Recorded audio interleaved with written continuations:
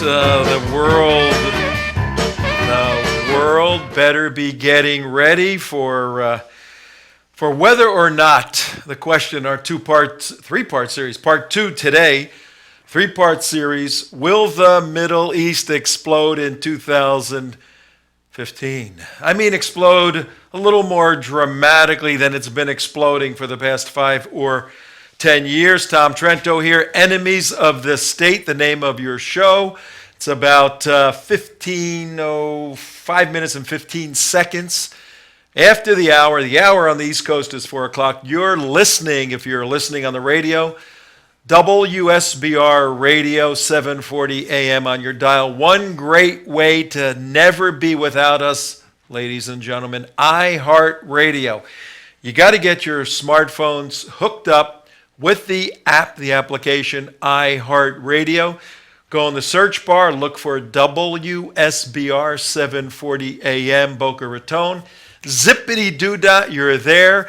Anywhere in the world that you have an internet signal, you can listen to this show. Why would you not want to listen to it? It's simply You'd be crazy not to. Be crazy not to, particularly with this three-part series, Will the Middle East Explode in 2015? Yesterday, if you were with us, you saw the tremendous report from Michael Gano, our dear friend out in Israel. He heads up on Facebook, Insight to Israel and Hershey's for Heroes, where he travels around and works with the IDF, providing them with these Hershey bars donated by Americans, by people from all over the world. And as a result of his benevolence to the troops and encouraging them, he has access to places most people do not. And yesterday's report up from the northern area, the northern Galilee area, on the Israeli-Lebanon border, he brought that interview with that former IDF soldier, and then those field reports from Michael showing the tenseness right now. And yesterday's show was dedicated to identifying, analyzing, and coming up with some action steps to the tense situation, even right now, in Israel. And you remember 2 weeks ago, Israel had to take out with a drone, as the theories are going, a convoy. And in that convoy on the Syrian side of the border, several key people. One, the son of a former Hezbollah commander. The son is Jihad Mulahini. And then the general, a Revolutionary Guard Iranian general, got whacked in this drone attack. Iran and Hezbollah said they're going to retaliate on their own timetable. We looked at that on yesterday's show. Today's show, part 2, that's why I'm wearing the same shirt, because we shot all of these at the same time. It's really a three-part series that each stands on its own. But you need to look at all three to get a good sense of what's going on in the Middle East.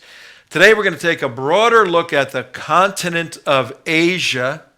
A lot of people, when they look at the Middle East and Israel and all of that, don't realize that's Asia. Yeah, just like Japan, Asia, it's the same continent. We're going to do a little geography lesson.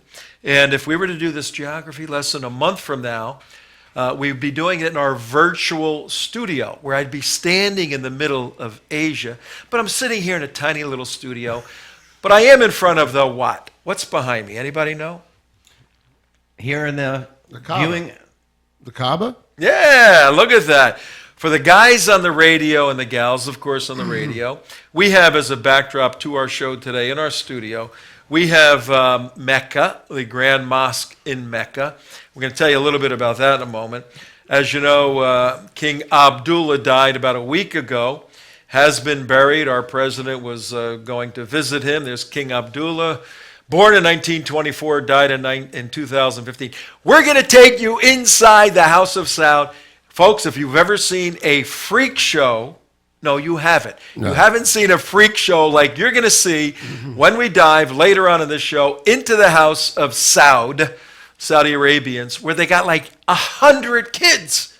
Is that hyperbole? No, Tom, it's not hyperbole. It's fact. These guys had 100 kids. Well, how do you do that with one poor little old wife? Well, you don't do it Well, with you one don't poor have little- one wife. That is so silly. You got how We've many? discussed this many times. As many, many times, but you're only allowed 4. How do you work around that? Well, no. That is for legal wives. You can have as many in your concubine as you like. You can have as many as your right hand can hold. Or you divorce them. When you have that kind of money, you can have children with as many women as you want. And these are the people that are controlling our lives here in the United States with the flow of oil. That's why this 3-part series, Will the Middle East Explode in 2015? Will the price of your gas keep going down or go up? What's going to happen? Will the Islamic State invade Saudi Arabia? Or maybe it's going to be the Shias from Yemen. We're going to take a look at Yemen too. This stuff is critically important to understanding your own personal security, and even more so, folks, to understanding why Israel is the Eastern Front, as our dear friend Ken Abramowitz says. Israel is the Eastern Front of Western civilization. They are truly the only civilized nation, the only democratic nation that's operating on a rule of Western civilizational law, of natural law, the Judeo-Christian worldview, of due process, of free speech, of a free judiciary. Israel is the only country in this mess we call the Middle East, part of the larger mess, Asia, which is comprised of 49 nations. We're going to walk you through all of this in this show. Wow. Getting back to that little Kaaba stone that you were talking about, Tom, isn't that the place where they have the holy rock and they put a box around it? Isn't that what the Kaaba stone is? It's some holy meteorite. Is that basically it? It's moon rock. It's moon rock. No, it's actually. I think it's actually a meteorite. It's in there. It's a stone from outer space. That's the Kaaba, the building. Not very big. I think it's like 15 meters by 15 meters by 20 or 30 meters high. It's like a big garage. Okay, you got a big garage in the middle of the Grand Mosque in Mecca, and at the corner of it, and you can get a nice picture of the corner of the Kaaba. There is this stone, and there's questions whether it's from the moon or a meteorite or whatever. It's a special stone from Allah that was given to Muslims before they were Muslims, before Islam was Islam. And Abraham supposedly touched the stone and did a few things with it. So they worship a rock. They worship a rock. I mean, this is Or a box. This So is they a all- religion. It is actually a rock in a box. Rocks in a box. So they worship a rock in a box. This is a religion that Okay. will cut your head off if you are a polytheist, if you worship anything other than Allah. But it's okay to worship a rock because they're not really worshiping a rock. Well, They're they all just- faced. I mean, when they all pray, they face the Kaaba. They go butt up towards that box, and with You're that looking at the box of Hajj right now, that picture, and we can have a great video of the Hajj where they circle that. Seven and, times. And they all try to get close to and touch the rock in one of the corners of it. But we're not going to go into the theology as much in this show of Islam. Just suffice it. That's a Jumpin' Juma Freaky Friday show. They worship a box and a We're doing rock in a box. they worship a rock in a box. And we're doing a geopolitical briefing on the geopolitical development since Yemen is falling, since we have a new king, King Saud, I think his name is, the half-brother or three-quarters cousin of King Abdullah. We're going to get into that. We're asking the question now, the Islamic State poised in the Levant up in the Syria side, eyeing the oil fields of Saudi Arabia. Are they going to make a move on the Saudis right now? And what is the role of the United States and Israel in helping firm up the Saudis' defensive position? Oh man, unraveling this is tricky. Now This is crazy stuff going on, Tom. let's throw that vacation wonderland Yemen into the mix and see that Yemen is a country split in half with the Shia essentially in the north, wanting to control the Sunnis in the south, and you got yourself a grand old day of slaughter and mayhem. So that's where we're going. with our show today, but We're in so much trouble. oh man, is there any way out of this? Is there any way out of Well, this? do have a video we could play to help us out to kind of preface that. Let me establish the perception and perspective of Asia. If we can put the map of the globe up, and for those of you driving in your car, we tell you all the time, go home, put on theunitedwest.org, put on teapartycommunity.com, watch the show, because we are really a television show that's simulcast, the audio simulcast on the radio, so we hit thousands and thousands of people as they're driving in their automobiles. But we want you to get the full edutainment experience by watching. Take a look at this map of the world right there, and you will see Asia.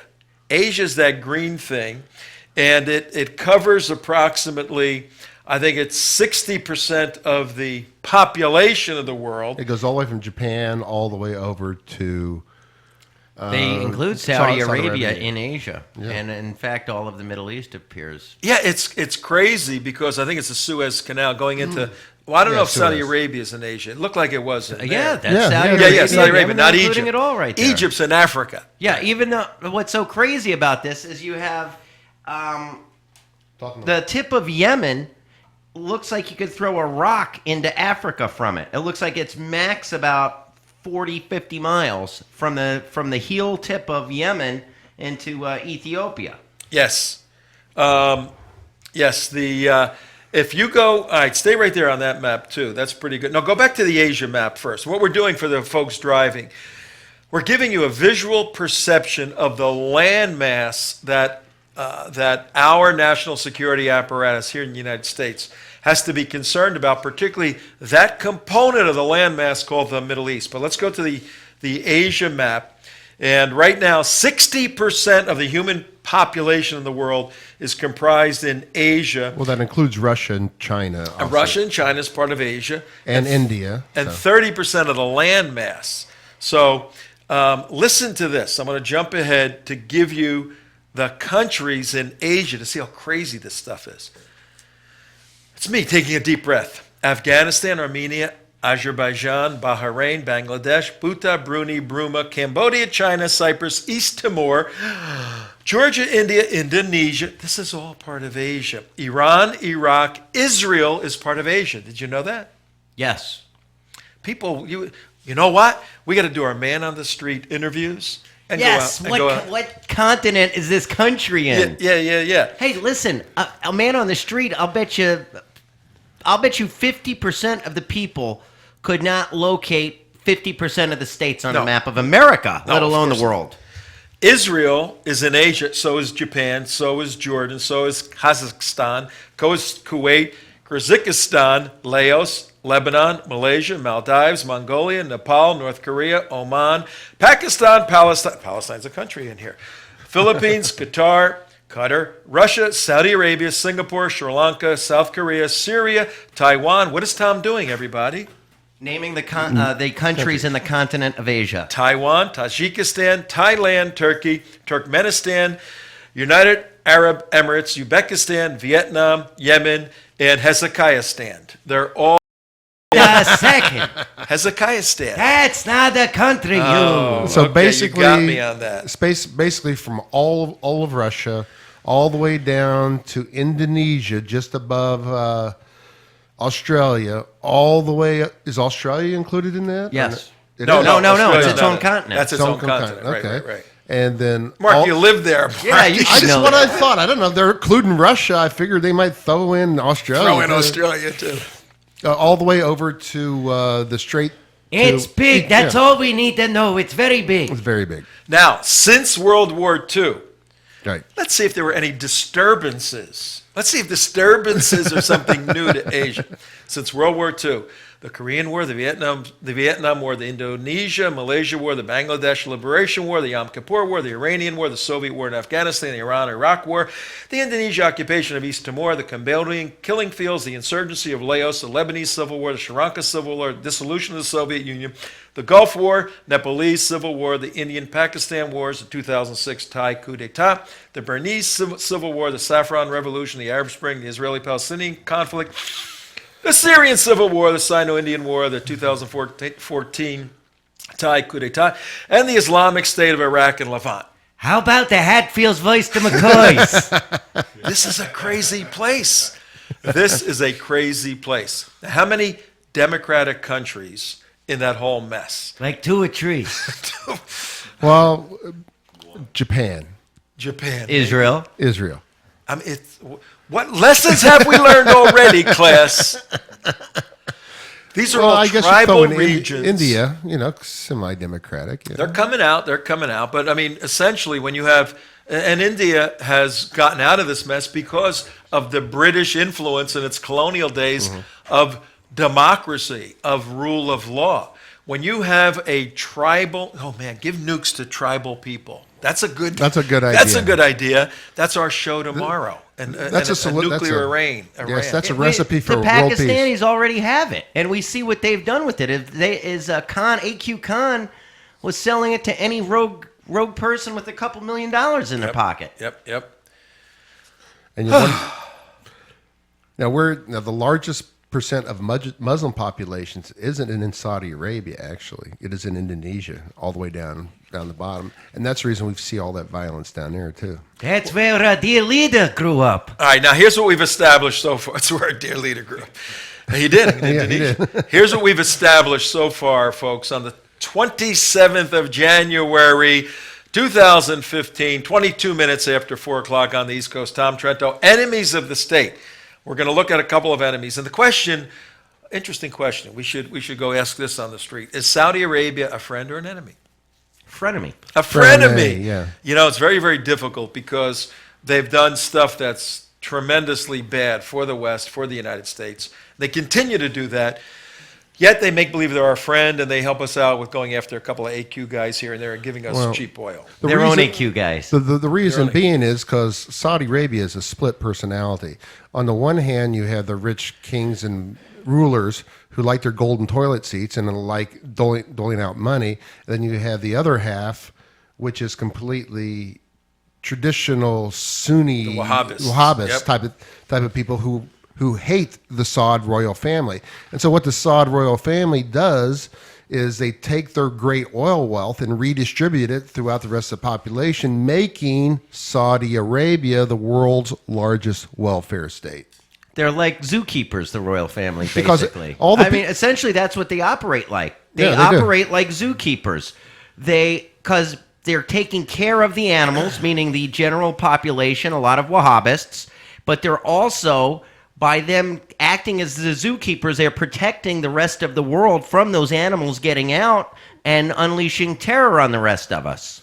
And you're metaphorically using the term animal, referring to the humans over in, or are you not? Well, Saudi For you Arabia to decide. has a split personality. How so? Well, you have...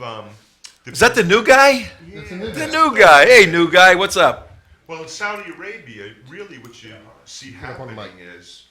I'm not touching him. Yeah, new guy doesn't know how to use the mic, so we got to get into the train here. The mic in my mouth. You got to put the mic in your mouth, right? You got to get on the mic. You have the Al Saud family really running the political show there in an unholy pact and alliance with the Al Sheikh family, who is in charge of all religious determination and law within the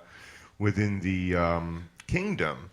And so Saudi Arabia has two divergent paths, but you know what's happened is that they've been capitulating to the Wahhabists, and they've been wreaking havoc throughout the world. Yeah, no, that's a pretty good overview. And for our listeners and our viewers, and now let's dive into Saudi Arabia. Let's get a picture up, and then we're going to go to the frontline charts of the kings of Saudi Arabia. We're going to give you a little history. Once you understand where this Saud family came from and how they came to be in power, then you could understand, at least from his point of view, how UBL, remember that guy? Yeah, Osama bin Osama Laden. bin Laden, whose family, the bin Laden family, built half of Riyadh and Saudi Arabia, half of Mecca, the billionaire construction company.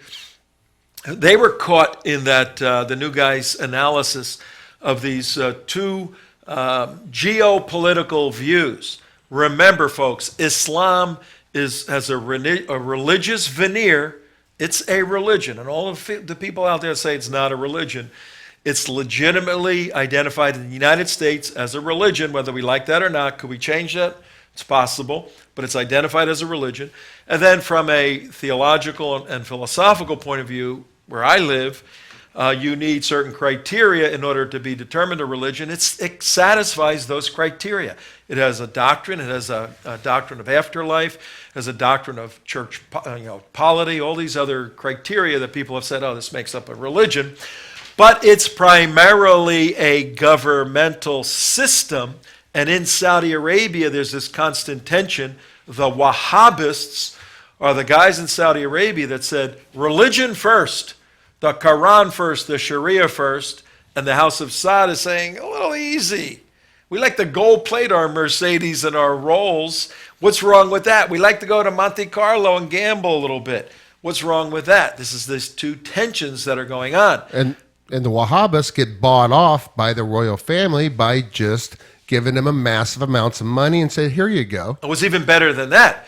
What occurred years ago when the oil wealth came in the 60s and 70s, the Wahhabists who were pushing to overthrow the Saud family, which bin Laden wanted to do, but the Saud family had the F-14s and the planes and the protection of the United States of America and Britain because we needed their oil. So the Saudis cut a deal, the Saud family, with a Wahhabist segment in Saudi Arabia and said, look, we'll give you money, we'll build your madrasas, and we'll let you build your madrasas all over the world. Go do whatever you want, leave us alone. Don't overthrow us. Right. And what is a madrasa? What is a madrasa? It's a terrorist training camp. It's a For little ones, though. It is for the little ones. Instead of your regular public school, it is like a little training for baby terrorists. I'm trying to teach good stuff here, and I got comedians in the audience. No, it's not a convincing. I got comedians. I stand by my words. I stand by my words. Larry, and Curly. I got three of them over there right now. All right, so a madrasas is a Islamic school. It really is a training camp for terrorists, though. It's a Baby terrorists. Baby terrorists. And imagine 40, 50 years of the Saudis funding mosques around the world. And we have about 2,100 mosques here in the United States at 28 minutes after. All right. 28 minutes after the hour. I got to give a little station break here. WSBR, Tom Trento, your host, Enemies of the State. What we're doing, part 2, is giving an insight into the situation in Saudi Arabia and Yemen, how it affects your personal lives. Yes, Mark, you had a question. Have you ever seen inside what they do inside these madrasas?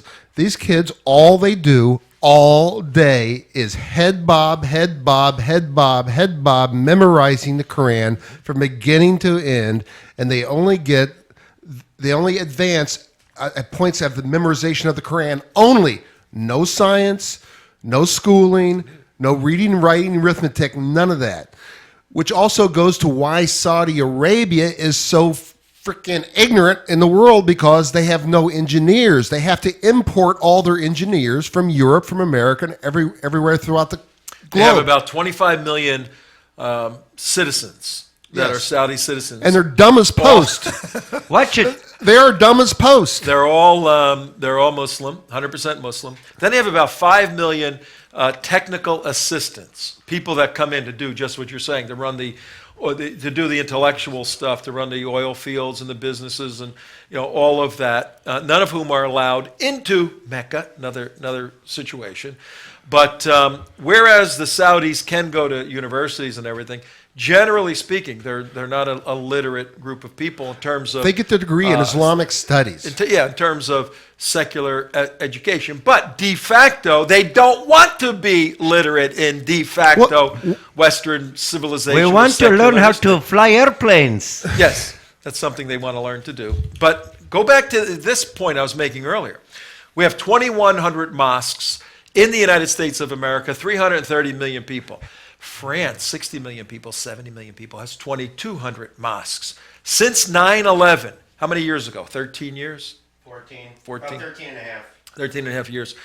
What a mess. Since 9/11, the number of mosques in the United States has increased 100%. We had about 1,000.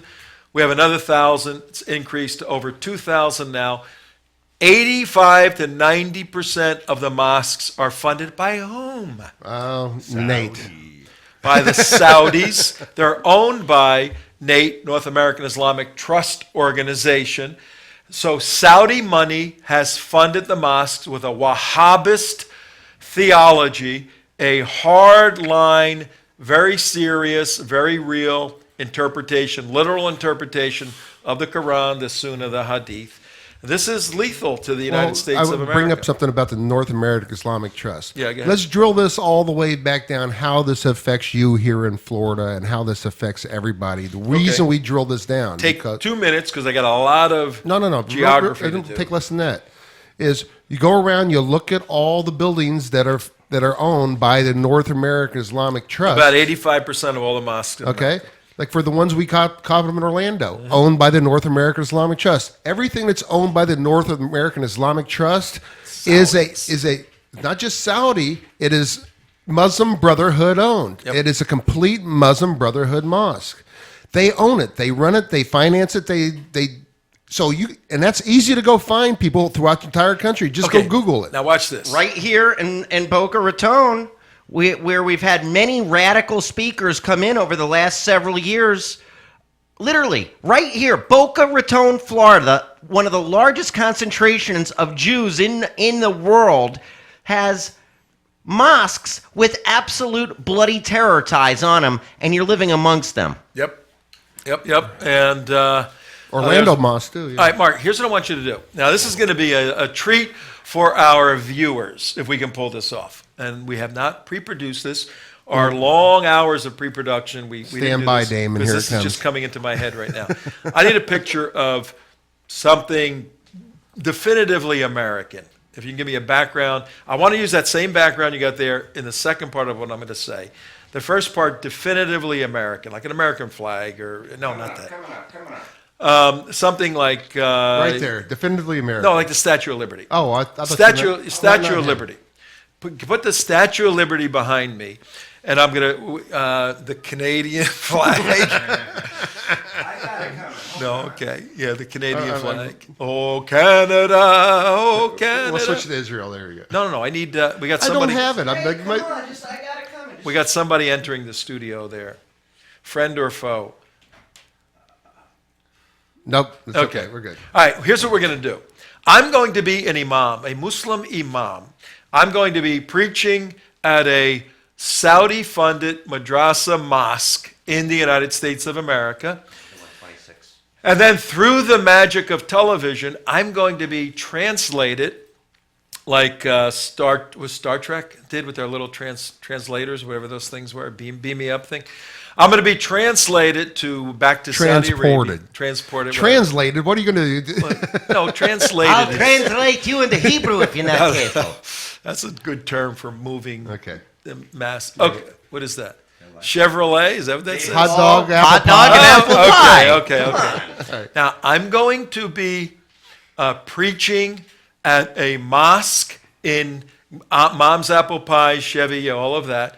And then when you take me and transport me to Saudi Arabia, I'm going to continue preaching, same me, same everything, but I'm in a different location. Okay. Let's see if the whatever I say changes. Okay. Okay. Sounds like very good fun. Welcome to my mosque, everyone. This is Imam Trento. We love everybody. Are there any Jewish people here in the mosque today? I'm Welcome. here. Assalamu alaikum. Good to have you here, my brother of Abraham. Any Christians, my brother of Abraham?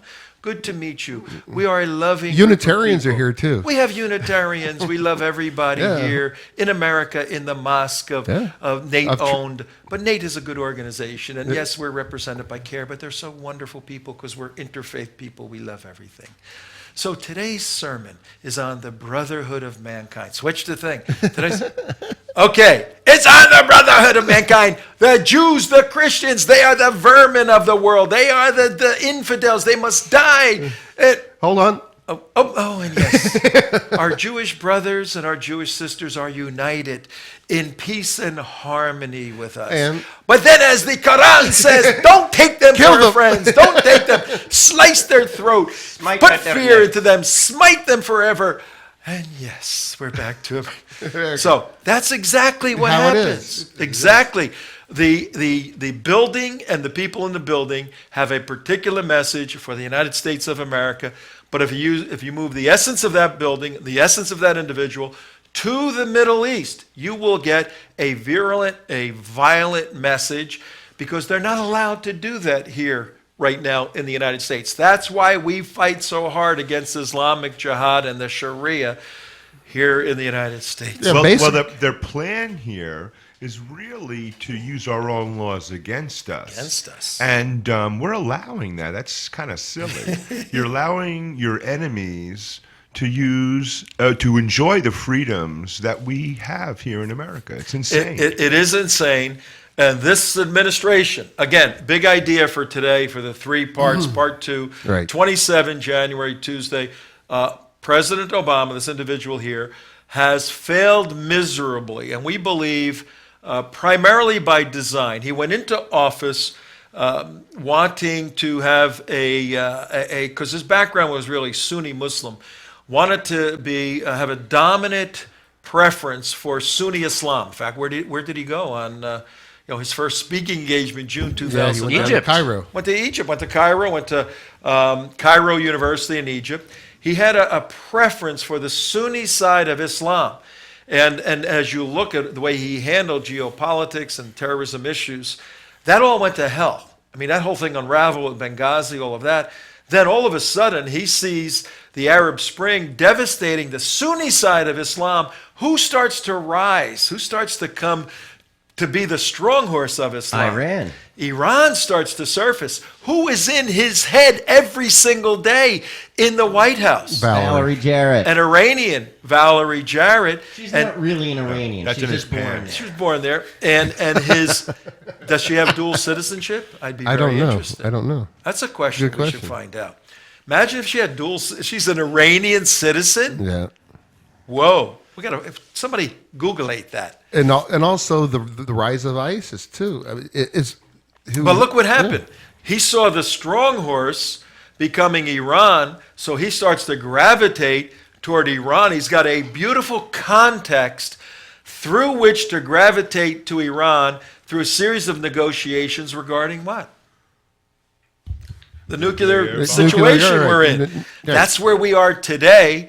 Benjamin Netanyahu accepts an invitation from the third most powerful man in the world, the Speaker of the House, John Boehner. I can't believe I just said that, but he is, to come and speak there. Netanyahu says, I'll accept any invitation to preach about no Iranian nuclear bomb, no Persian bomb.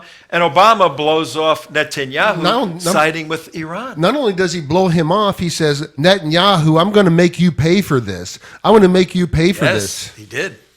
I mean, how does that make you feel as an ally that, what, you make us pay for it? What, you're going to let someone invade our country? Understanding this, okay? Netanyahu has a neighbor right next to them that's building a nuclear bomb that has pledged over and over and over again that it's going to use it on their country. Unbelievable. Well, on top of that, you also have Iran threatening to attack Israel from inside Judea and Samaria recently. You also have Iran threatening the United States of America recently. You also have the leader, one of the deputies in Fatah, the so-called moderate wing of Palestinian leadership, threatening the United States over its veto of Palestinian membership in the UN. Literally threatening. So we have an administration who the only country in the whole world it can manage to muster any negative thoughts on is Israel, while it embraces everyone that threatens it and has bad intents for us. Amazing. To add insult to injury, Israel and the United States both have a stated same objective: no nuclear bomb for Iran. Right, so right. why isn't Obama saying, "Hey, I don't care how you got to Congress. I'm going to be there standing at your side. Is it okay, Boehner, if I come and stand on Netanyahu's side because we're together on this? Imagine the gravitas of that move if Obama did that. What's Boehner going to say? No, you can't stand with No, him. of course it's absolutely atrocious. This White House, this whole administration's treatment of Benjamin Netanyahu and the whole state of Israel. And every time, because they want the Jewish donor money. That's the only reason they pay lip service to, we've got your back and this, that, and the other. In the meantime, Obama hates Jews and Israel. The only Jews he likes are the Hollywood liberal Jews that give him money and help him collect money. He certainly doesn't care about any Jew that lives in Israel. And if the Jew is a Zionist, then it's even worse. Then it's worse. He hates Zionism. The fact that Israel was given to Jewish people by God, and that Jerusalem is the eternal capital. No. Obama wants it split and dissect and all that. Let's go to the House of Saud, because right now, my recent trip to Saudi Arabia, to Israel, I'll tell you what, if you go to Eilat, and on our trip, 21st to the 31st of March, on the extension, 31st through the 4th, we're going down to Eilat. We were there last time, Mark, remember? Yes. When you go down to Eilat, you stand down on the water and you look at Saudi Arabia right over there, Jordan right over there. I mean, these countries, everything, throw Eilat up. Everything is so close together. It's simply amazing. But let's go to the House of Saud, the Frontline article, which is really very informative. All right, 41 minutes after the hour. Tom Trento here, WSBR Radio, theunitedwest.org, on the internet TV, Breitbart TV. On Wednesday, folks, we're doing two things on Wednesday. We have our regular show, which will be part 3 of this 3-part series, Will the Middle East Explode in 2015? But we also have a special feature that's going to run before our show. It's going to run from around 1:30 to 3 o'clock East Coast time. We'll be broadcasting out of the United States Capitol. We'll be in Washington, D.C., broadcasting a briefing on, guess what? Weather permitting. Weather permitting. What's the briefing on? Iran. Yeah, Iran and the nuclear situation there. Frank Gaffney's Center for Security Policy is presenting a briefing on these issues with some subject matter experts. We're going to be live streaming that, so you can actually watch a live presentation on Breitbart TV. We'll be streaming it there. We'll be streaming it at Center for Security Policy website, and we want you to tune in. We'll tell you more about that later on. All right, the House of Saud. But I want to bring up one key point on this whole... But put that graphic up so people can see that. What? The Frontline graphic with all the flow chart of all the kings. Okay, we'll do that. But before we get there, just to give people an idea about Saudi Arabia. We always hear about Saudi Arabia, their oil, how much oil Saudi Arabia has. Okay, just to let the public know, is 95, I think, percent of Saudi Arabia's oil is in a little small area right off to the right on the Straits of Hormuz, right in this little area that we call the Black Triangle. That's where over 59% of the world's oil is right there. Now you're looking at a map, and it's got an oil triangle that cuts through some of the Gulf states down the bottom, Oman, and then up through Iran, the lower part, lower southwest of Iran, ends in almost in northeast Syria, then comes down through that little tiny tip of Saudi Arabia, which is the northeast corner of Saudi Arabia. That's where all the oil is, right? Look how close it is to all the crazy Which is countries. predominantly Shiite in a Sunni country. In a Sunni country. Which makes it a very interesting play. And Iran is just And so- across those little straits there, a little bit of water. And so when you have that big area of oil, now understanding that right now Iran controls 2/3 of the world's oil right now. Let you know how serious this is, a situation we're in. They control all of Iran and most of eastern Iraq, including Baghdad. They are in control of all that oil, 2/3. And what Iran wants is Saudi Arabia's last little third. That is why the nuclear arms thing is so important and why we're talking about Saudi Arabia. You get a friggin' nuclear bomb, You don't have to use it. You just have to say, I may use it unless you give me your oil. And what do you think is going to happen? You know, these places are going to cave. And this is what Saudi Arabia is doing right now. You wonder why your gas prices are cheap. Saudi Arabia is fighting an economic war right now against Iran. And us. And us. And so We're part of it, but they're going after Iran, I know. But they're flooding the market with cheap oil, trying to drive the barrel price of oil down to topple the Iranian government because they feel the biggest threat. And plus, on our side, we keep going after all this shale and fracking and everything. And at $60 a barrel, you can break even. At $100, you start making money. But at $40, you start drying up these economies of Iran, Venezuela, and everybody else. Just real quick, go to this map right here that shows you the Shia populations of Saudi Arabia, and you'll see how it lines up with some of the oil populations. People don't realize that, but there's Shia Muslims in Saudi Arabia.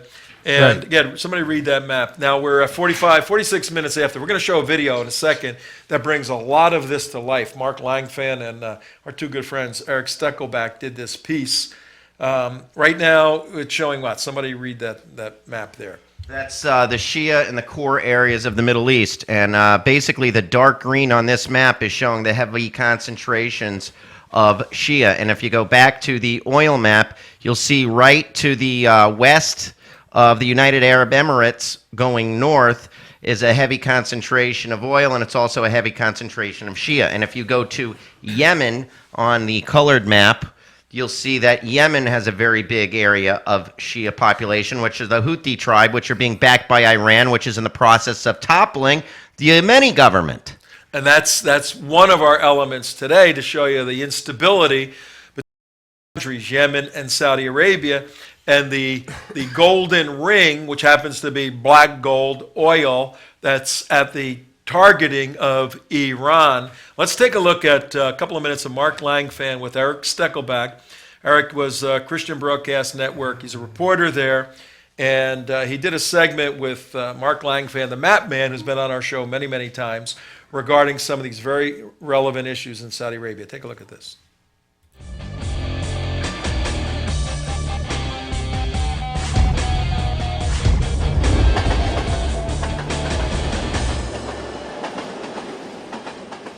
And welcome back to another edition of the Watchman War Room with Mark Langfan, our good friend, marklangfan.com, chairman of Americans for a Safe Israel. Mark, you were here last week, and you laid out in stunning detail, to me, frightening detail, just how serious the threats are at Israel's borders and what a Palestinian state would mean for the state of Israel. Hint, hint, not good. That was last week's show.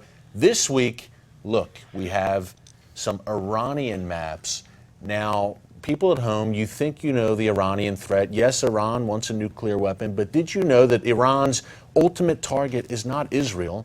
Israel is a bump on the road to the big prize, us. That's why Iran is developing intercontinental ballistic missiles right now that can reach the east coast of the United States, where Mark and I are standing right now. So, Mark, welcome back, first of all. Thank you. Great to have you again, my friend. Walk us through this unique topographic map showing Iran, the terrain of Iran, and its neighbors, and what it all means.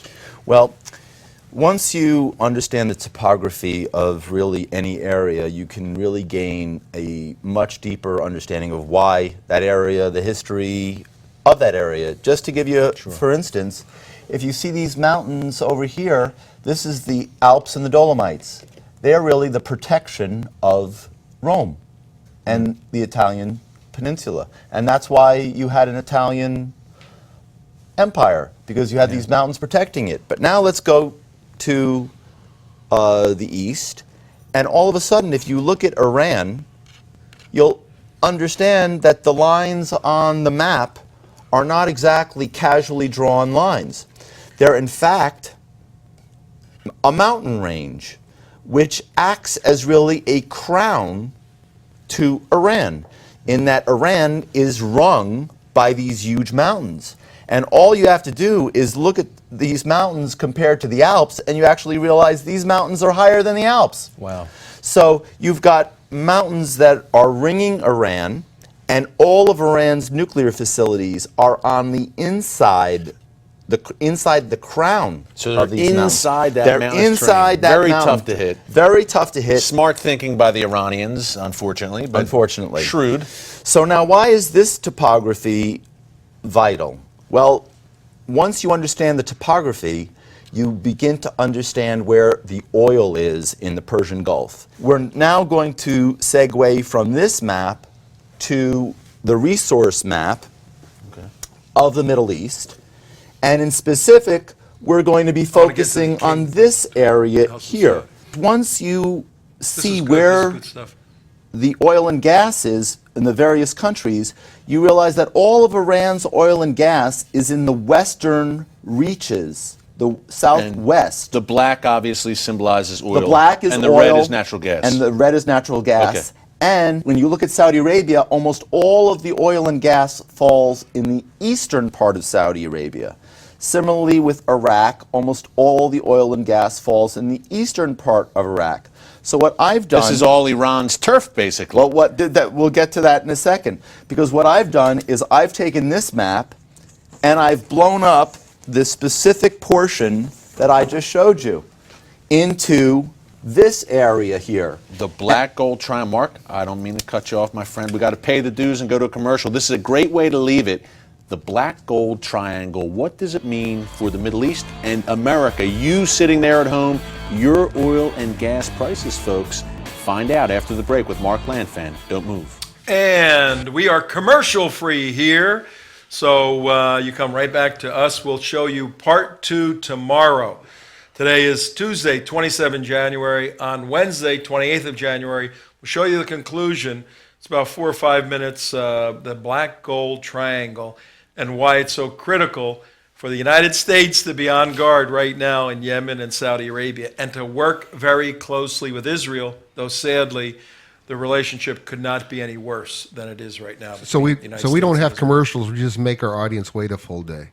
We just make them wait a full day. It's suspense, it's intrigue, it's that dramatic pause. We don't have commercials, but we do ask you to continue to send your donations, theunitedwest.org. We're a 501c3. That means you can write a check. And we do public good, saving the world. I think that's public good. And you get a tax deduction for that. So if you like what you see, keep this show on the road, folks. We need your assistance that way. That's our commercial, okay? Right now, though, we're going to show you a bunch of folks that expend our annual budget between the time they wake up and eat and have their first cup of Saudi Arabian coffee, okay? From the time they get up and put on their jewelry and everything, they've expended our annual budget in the excess and splendor and raw materialism of the Saudi sheikhs and kings and all of that nonsense over there. You're just jealous. Not that we're jealous, but no, it's crazy. Some of these guys plant new trees every day in the driveways going up to their homes for their various concubine wives that say, we want new trees every day. You know? Speaking of trees, we do have a tree here, We have the Saudi tree now. right here. This tree. is a freak show. Let me tell you.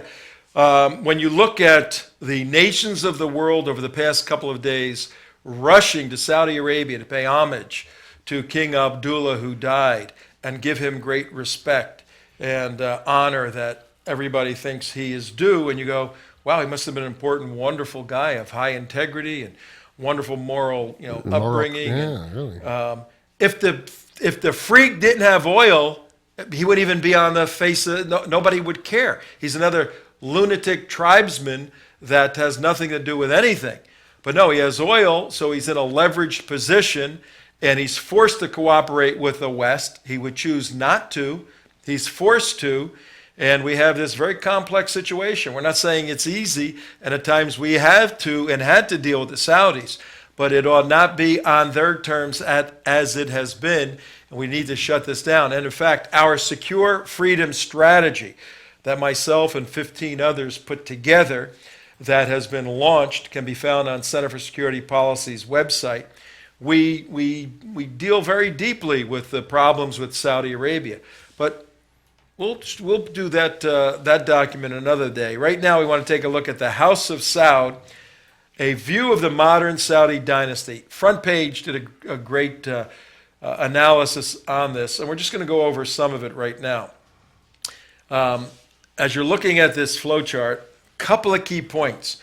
The House of Saud, and Saud means the house of the Sauds. That's the name of that's their name. That's the reason it's called Saudi Arabia. Saudi Arabia traces their Oh, origins. now it makes sense. Traces their origins to the 1700s, 18th century, and back to Mohammed ibn Saud.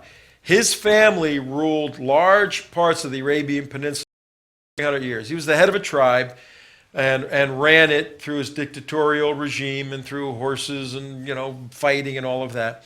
But the modern House of Saud, the modern Saudi Arabia, only goes back to 1932. People don't realize that. It's not even 100 years old, Saudi Arabia, as it is right now. As a tribe, 300 or 400 years. But it established the Kingdom of Saudi Arabia. He did that in 1932. And Mohammed ibn Saud established himself as the king and his family, the king of this land, Saudi Arabia, forever. I'm going to do it forever. So all he did was become a dictator king. And, these guys fight and overthrow themselves every day of the week. This hasn't happened yet to him. According to the Quran, a Muslim is permitted up to 4 wives, right? Yes, 4 wives. Okay. At one time. Yes. But you're allowed to divorce and remarry numerous times. Numerous times. Guess what this guy did? Well, off with the old, in with the young. Obviously, once he started rotating through wives. But he didn't. I'm sure he had the sensual and sexual elements of this great 4 wives thing in the book, and I can divorce them and have 4 at one time. So you run through these 4 for, I don't know, a month. You go, thanks, guys. Give them a little bit of money. They're out of there. You marry another 4. You can do it every month. It is like on a LIFO system, FIFO system. I'm sorry, first in, first out, typically. Okay. Well, what the King Abdul Aziz did back in 1932 in order to cement the political relations so that he can maintain this House of Saud can maintain the monarchy, the King Abdul al-Aziz cemented alliances by marrying, check this out, right, a daughter of every tribal chiefdom in his realm. I forgot, yeah. So every chief in Saudi Arabia had their own tribe. The King Saud, who said, I'm the king of everything here, he married one of the daughters of every one of his enemies. And how many was this? That was 22 wives.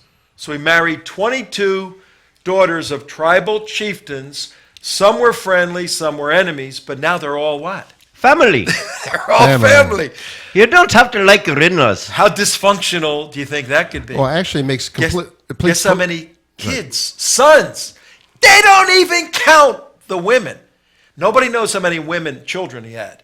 They only count the sons. Guess how many children he had starting in 1932? 104. How many sons? 104. He had 45 sons out of 22 wives. That is not a very good pace. So now he has the 22 potential enemies are now all in-laws, and now his children are his natural children who are going to run what?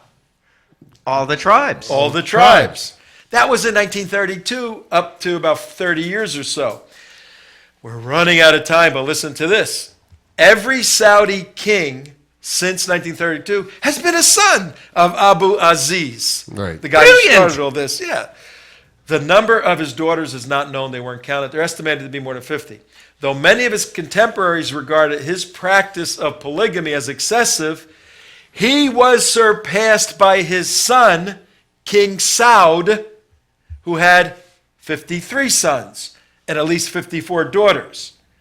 The number of descendants of the original king now number in the thousands, right, all of whom are involved in the Kingdom of Saudi Arabia government. Right. They're all paid off. Right. Tomorrow. As royalty. We're going to continue this tomorrow. And they spend a lot of money in New York when they go shopping. You're going to be amazed at what we show you about the Kingdom of Saudi Arabia. We're going to look at a couple of the more colorful characters, particularly the one right now, Saeed, who hates Israel. It's going to be interesting.